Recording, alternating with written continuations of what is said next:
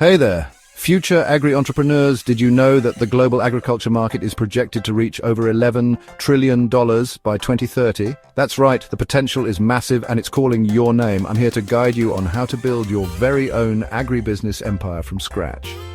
Agriculture isn't just farming, it's an economic powerhouse. Whether you're a newbie or a seasoned farmer, you've got a role to play in this booming industry. Starting out, you might face challenges like lack of knowledge, limited resources, or difficulty in accessing markets. But don't let that discourage you. Every great business faces hurdles. It's how you overcome them that sets you apart. Let's talk niches, from crop farming and livestock to cutting-edge agritech. The opportunities are endless. Identify what excites you and where you see the most potential. Research, plan, and then dive in head first. Take the story of Sarah, who started with a small organic farm and turned it into a thriving business. She faced her share of obstacles: poor soil, unpredictable weather, but she persevered. Her secret? Diversification and leveraging technology. Now, she's a leading supplier in her region. So let's recap.